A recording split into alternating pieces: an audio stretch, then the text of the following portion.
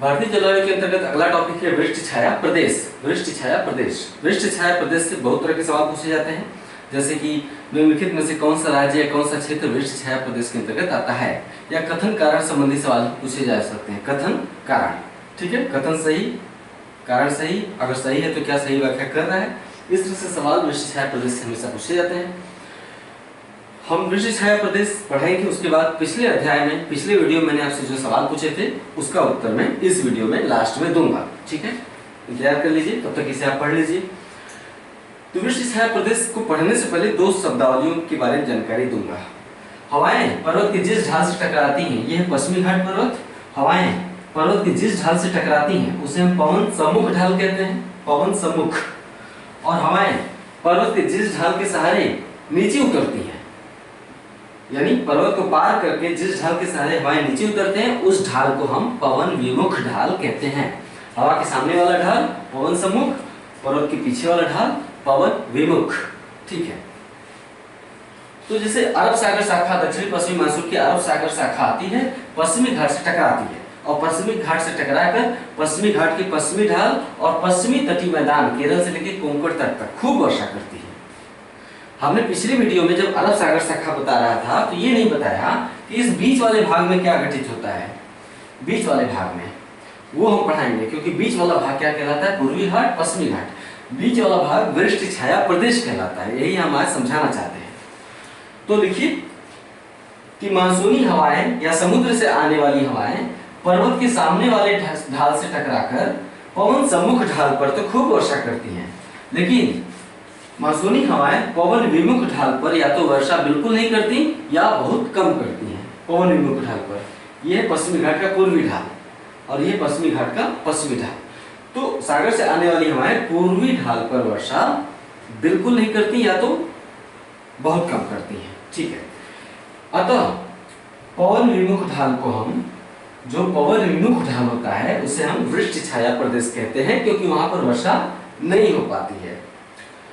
उदाहरण के लिए भारत में दक्षिणी पश्चिमी मानसून की अरब सागर शाखा पश्चिमी घाट पर्वत से टकराकर इसके पश्चिमी ढाल और पश्चिमी तटीय मैदान पर तो 250 सेंटीमीटर वार्षिक से भी अधिक वर्षा करती है। वहीं जब यही हवाएं पश्चिमी घाट पर्वत को पार करके पश्चिमी घाट पर्वत की पूर्वी ढाल पर उतरती हैं, यह पश्चिमी घाट पर्वत का पूर्वी ढाल, तो यही हवाएं पश्चिमी घाट पर्वत को पार करके पूर्वी ढाल के सहारे उतरती हैं, तो इन क्षेत्रों में यानी पूर्वी ढाल पर स्थित क्षेत्रों में वर्षा नहीं हो पाती है, ठीक है। अर्थात पश्चिमी घाट पर्वत का पूर्वी ढाल वृष्टि छाया प्रदेश के अंतर्गत आता है। इसके दो प्रमुख कारण हैं, वृष्टि छाया प्रदेश के निर्माण के दो महत्वपूर्ण कारण हैं। पहला कारण, समुद्र से आने वाली मानसूनी हवाएं अपनी अधिकांश नमी को पवन सम्मुख ढाल पर छोड़ देती हैं। समुद्र से आने वाली हवाएं अपनी अधिकांश नमी को पवन सम्मुख ढाल पर छोड़ देती हैं, जिसके चलते जब ये हवाएं पर्वत को पार करके पवन विमुख ढाल पर उतरती हैं तो उनमें यानी हवाओं में नमी की मात्रा बहुत ही घट जाती है, जिसके चलते ये हवाएं वर्षा नहीं कर पाती, यानी अपनी सारी नमी तो इस ढाल पर छोड़ दी पवन सम्मुख ढाल पर, तो पवन विमुख ढाल पर छोड़ने के लिए उनके पास कुछ रहा नहीं, ठीक है। नेक्स्ट पॉइंट, दूसरा कारण, वृष्टि छाया प्रदेश के निर्माण का दो कारण मैंने बताया। दूसरा कारण है कि जब हवाएं पवन सम्मुख ढाल को पार करके पवन विमुख ढाल के सहारे नीचे उतरती हैं तो नीचे उतरने वाली हवाओं के तापमान में एडियाबैटिक ताप वृद्धि के चलते हवाओं के तापमान में वृद्धि हो जाती है, क्योंकि हवाएं जब नीचे उतरती हैं तो हवाओं के तापमान में एडियाबैटिक ताप वृद्धि होती है, इसके चलते हवाएं गर्म हो जाती हैं। नेक्स्ट पॉइंट उसी में लिखिए, दूसरा कारण, गर्म हवाओं की सापेक्षिक आर्द्रता घट जाती है, ठीक है। इसके चलते जब ये हवाएं गर्म हो जाती हैं तो इनकी सापेक्षिक आर्द्रता घट जाती है और ये वर्षा नहीं कर पाती। किसी भी पदार्थ का जब आप तापमान बढ़ा देंगे ना तो उसकी धारण करने की क्षमता बढ़ जाती है। उदाहरण के लिए अगर आप एक गिलास पानी में चीनी घोल रहे हो और चीनी नहीं घुल रहा हो तो अपने पानी को थोड़ा गर्म कर दीजिए, है ना, पानी को चूल्हे पे रख के थोड़ा गर्म कर दीजिए, फिर उसके बाद आप 4 चम्मच चीनी और घोल लेंगे उसमें। क्यों?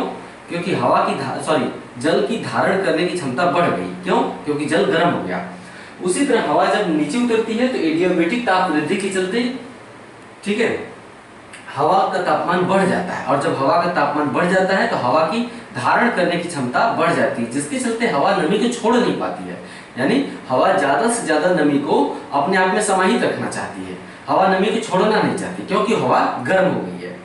ठीक है, तो यही कारण है कि जब हवा गर्म हो जाती है तो उसकी सापेक्षिक आर्द्रता घट जाती है, यानी उनसे वर्षा नहीं हो पाती है। ठीक है, आप अपने घर में खाना बनाते होंगे, एक उपाय आज बता देता हूँ, यहाँ ज्ञान भी मिलेगा और व्यवहारिक जीवन में उसका लाभ भी। जब आप खाना पकाते हैं तो अक्सर मान लेते हैं आप मटर पनीर पका रहे हैं, ठीक है, मटर पनीर पका रहे हैं तो शुरू में आप प्याज और मटर और आलू को भूनते हैं। जब आप प्याज मटर आलू को भूनते हैं तो उस समय अगर आपसे थोड़ी भी लापरवाही हुई, अगर आप चूल्हे के पास से हटे तो जलने की संभावना बनी रही है। अगर आप मीट पकाते हैं तो वहाँ जलने की संभावना और ज्यादा बनी रहती है। क्यों? क्योंकि मीट में आप लापरवाह हो जाते हैं, क्योंकि मीट धीरे धीरे पकता है, आप ढक के छोड़ देते हैं। तो जब आप मीट को डाल रहे हो या मटर पनीर को डाल चुके हो मसाले के साथ भूनने के लिए, और आपको दूर हटना हो, थोड़ी देर शांति से बैठना हो चूल्हे के पास से, तो ऐसा करिए कि चूल्हे के ऊपर एक थाली रखिए, मतलब अपने कुकर के ऊपर एक थाली रखिए और थाली में आधा गिलास पानी डाल दीजिए। कुकर के ऊपर थाली रखिए और थाली में आधा गिलास पानी डाल देंगे, आप निश्चिंत होकर 15 से 20 मिनट कहीं से घूम के आ सकते हैं, आपका खाना जलेगा नहीं। पता है क्यों? क्योंकि जो थाली रखेंगे उसके ऊपर जो पानी रख देंगे तो पानी क्या करेगा, थाली को ठंडा कर देगा, थाली ठंडा हो जाएगा, यानी कुकर के अंदर का तापमान, कुकर के अंदर की जो हवा है वो ठंडी हो जाएगी। इसके चलते कुकर में जो भाप बन के उड़ता रहता है ना, कुकर क्या करता है कि अंदर की नमी को भाप के रूप में बाहर निकालता है, जिसके चलते खाना जलने का डर रहता है।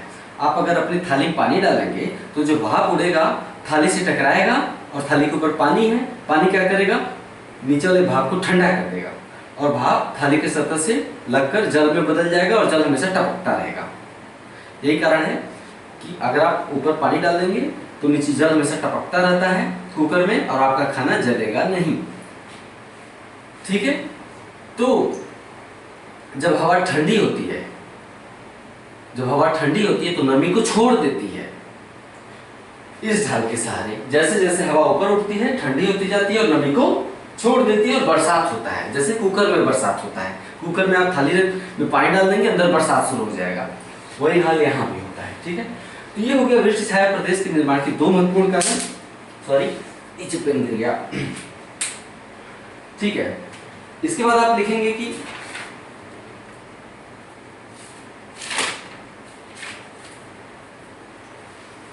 नेक्स्ट पॉइंट, इसीलिए पवन विमुख ढाल को वृष्टि छाया प्रदेश कहते हैं। उदाहरण के लिए भारत में पश्चिमी घाट पर्वत का पूर्वी ढाल वृष्टि छाया प्रदेश के अंतर्गत आता है। भारत में वृष्टि छाया प्रदेश के अंतर्गत 3 महत्वपूर्ण क्षेत्र शामिल हैं। महाराष्ट्र का विदर्भ क्षेत्र, आंध्र प्रदेश का तेलंगाना क्षेत्र और उत्तरी कर्नाटक का पठार। 3 महत्वपूर्ण शामिल हैं क्षेत्र, इनमें वर्षा नहीं होती है। यही कारण है कि यहाँ पर कटीली या मोटी झाड़ी वाली वनस्पतियां पाई जाती हैं, झाड़ी वाली वनस्पतियां पाई जाती हैं, या फिर कटीली वनस्पतियां यहाँ पाई जाती हैं। जैसे राजस्थान में वातावरण होता है ना, राजस्थान में मरुभूमि में, वैसा यहाँ पर वातावरण होता है। क्यों? क्योंकि वर्षा नहीं होती है तो झाड़ियां पाई जाएंगी, कटीले वनस्पति उगेंगे, क्योंकि वर्षा ही नहीं होती है। ठीक इसके पश्चिम में जाने पर, पश्चिमी घाट पर्वत पर वर्षावन पाए जाते हैं। क्यों वर्षावन क्यों पाए जाते हैं? क्योंकि यहाँ पर खूब वर्षा होती है। वर्षावन की कौन सी वनस्पतियां हैं? आबनूस, महोगनी, नाम सुना होगा ना, आबनूस, महोगनी वर्षावन की वनस्पतियां, यानी साल भर अपनी पत्तियों को नहीं छोड़ती हैं। क्यों? नमी की मात्रा पर्याप्त होती है, इसलिए हम सदाबहार वन कहते हैं, पत्तियां गिराती ही नहीं है। वहीं इस क्षेत्र में वनस्पतियां पाई ही नहीं जाती, पाई भी जाती है तो कटीली वनस्पतियां पाई जाती है। उत्तरी कर्नाटक, तेलंगाना और विदर्भ क्षेत्र। विदर्भ क्षेत्र के किसानों को अक्सर आत्महत्या करते हुए पेपर में सुना होगा आपने। इतना सूखा क्षेत्र है कि विदर्भ के किसान ऋण के बोझ तले दब चुके हैं।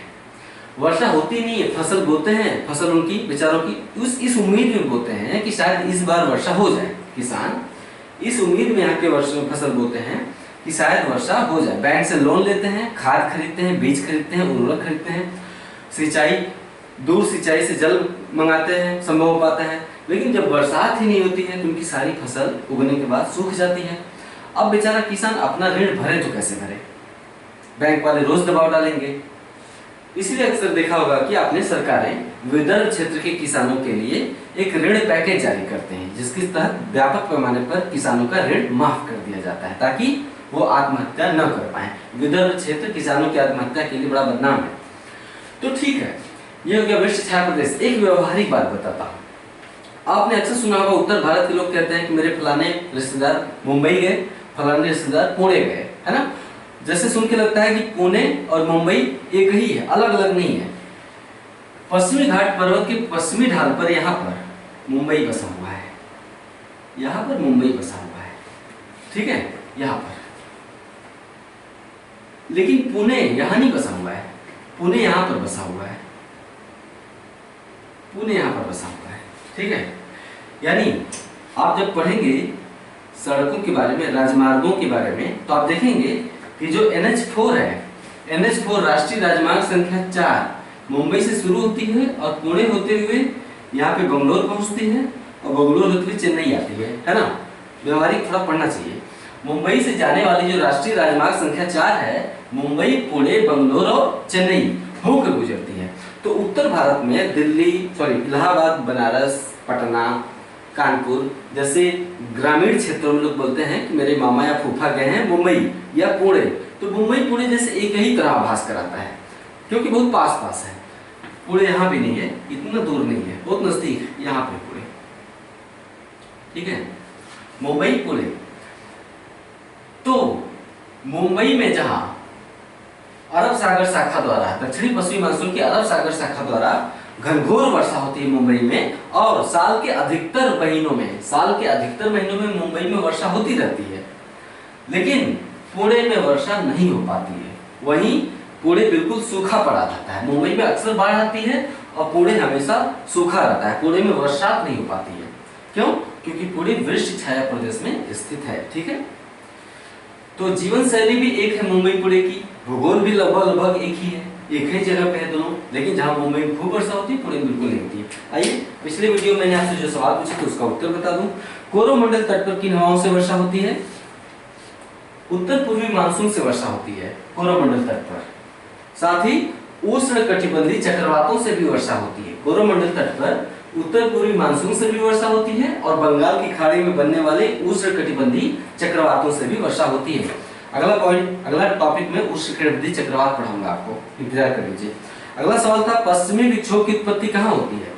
जम्मू कश्मीर में आता है पश्चिमी विक्षोभ, और हिमाचल प्रदेश, उत्तराखंड और पंजाब हरियाणा में आता कहां से? पश्चिम में भूमध्य सागर के ऊपर से एक शीतोष्ण चक्रवात है, वो चला आता है भारत में, पश्चिमी जलधारा के सहारे भारत में चलाता है।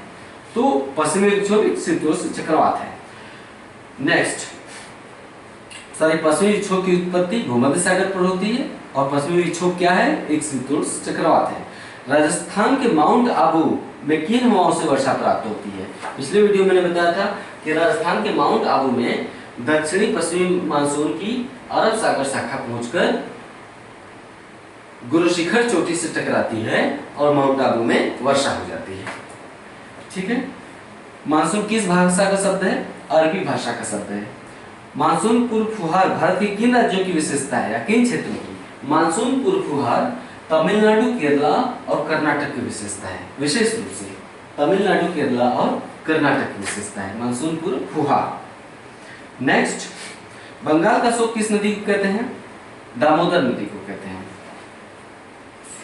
बंगाल की खाड़ी की एक शाखा छोटा नागपुर पठार में घुस जाती है। छोटा नागपुर पठार पे बंगाल की खाड़ी की शाखा खूब वर्षा करती है, छोटा नागपुर पठार पर। इसके चलते वहां एक नदी निकलती है, नदी का नाम है दामोदर नदी। दामोदर नदी बहती तो है छोटा नागपुर पठार पर यानी झारखंड में, लेकिन जब वो हुगली से यहाँ पर मिलती है, दामोदर नदी बहती तो है छोटा नागपुर पठार पर, लेकिन जब वो हुगली नदी से यहाँ पर मिलती है तो बाढ़ कहाँ जाती है? पश्चिम बंगाल के वर्धमान जिले में। बाढ़ कहाँ आती है? पश्चिम बंगाल के वर्धमान जिले में यहाँ पर बाढ़ आ जाती है। कहाँ? जहाँ पर दामोदर नदी हुगली से मिलती है ना, तो पश्चिम बंगाल जिले, राज्य के वर्धमान जिले में यहाँ पर बाढ़ आ जाती है। इसीलिए दामोदर नदी को पश्चिम बंगाल का शोक कहते हैं। नेक्स्ट क्वेश्चन था प्राणहिता, पेनगंगा, वैनगंगा किसकी सहायक नदियां हैं? गोदावरी की। नेक्स्ट था तिस्ता नदी किस ग्लेशियर से निकलती है? जेमू ग्लेशियर। जेमू हिमनद सिक्किम का हिमनद है। नेक्स्ट सतलज, गोदावरी और यमुना में सबसे लंबी नदी कौन सी है? सतलज, गोदावरी और यमुना में सबसे लंबी नदी सतलज है। ठीक है, सतलज के बाद सबसे लंबी नदी गोदावरी है। गोदावरी दक्षिण भारत की सबसे लंबी नदी है और गोदावरी के बाद यमुना की लंबाई है। यानी गंगा की सबसे बड़ी सहायक नदी यमुना है, लेकिन यमुना नदी गोदावरी से छोटी है। ध्यान रखिएगा, गोदावरी दक्षिण भारत की सबसे लंबी नदी है, लेकिन गंगा की प्रमुख सहायक नदी यमुना गोदावरी से छोटी है। हालांकि गंगा यमुना का नाम एक साथ लिया जाता है, गंगा जमुनी संस्कृति है ना, गंगा जमुना अक्सर नाम एक साथ आता है, लेकिन यमुना गोदावरी से छोटी है, ध्यान रखिएगा। नेक्स्ट क्वेश्चन है हरिश्चंद्र श्रेणी किस राज्य में है? महाराष्ट्र में है। हरिश्चंद्र श्रेणी, बालाघाट श्रेणी ये दोनों महाराष्ट्र में है। अगला है ऊटी किस पर्वत पर है? नीलगिरी पर्वत पर है। किस राज्य में है? तमिलनाडु राज्य में है। दक्षिण भारत की दूसरी सबसे ऊंची चोटी डोडा बेटा नीलगिरी पर्वत पर स्थित है। किस राज्य में? तमिलनाडु में। नीलगिरी पर्वत का विस्तार किन राज्यों में है? तमिलनाडु, केरला और कर्नाटक, 3 राज्यों में है। हिमालय से निकलने वाली गंगा की सहायक नदी कौन सी है जो दाहिने तट पर आकर मिलती है? हिमालय की कौन सी सहायक नदी जो कि हिमालय से निकलती है दाहिने तट पर आकर मिलती है? ये गंगा है, ये गंगा है। गंगा की कौन सी हिमालयी सहायक नदी दाहिने तट पर आकर मिलती है? यमुना। यमुना गंगा की एकमात्र हिमालय से निकलने वाली सहायक नदी है जो गंगा के दाहिने तट पर आकर मिलती है। दाहिने तट क्यों? क्योंकि गंगा इधर बहती है तो दाहिना तट इधर हुआ। अगला सवाल, गोरखपुर किस नदी के तट पर है? राप्ती। राप्ती नदी किसकी सहायक नदी है? घाघरा की। गोरखपुर राप्ती नदी के तट पर है। राप्ती नदी घाघरा मिलती है, घाघरा नदी गंगा में मिल जाती है। राप्ती घाघरा में, घाघरा गंगा में। नेक्स्ट कर्क रेखा पर स्थित राजधानी, कर्क रेखा पर स्थित राजधानी जो है उसे हम कहते हैं रांची।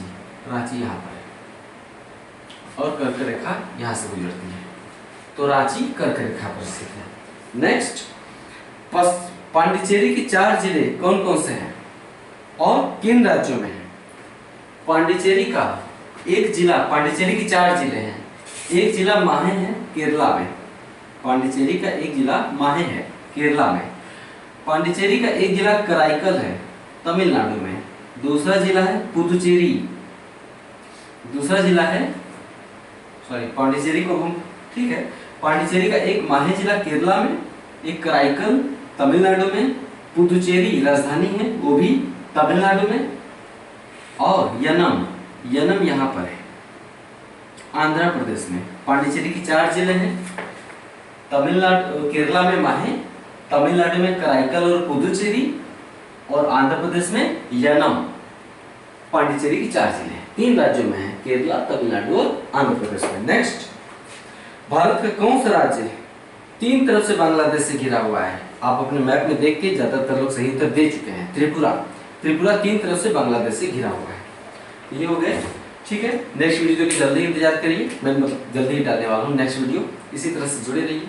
नमस्कार।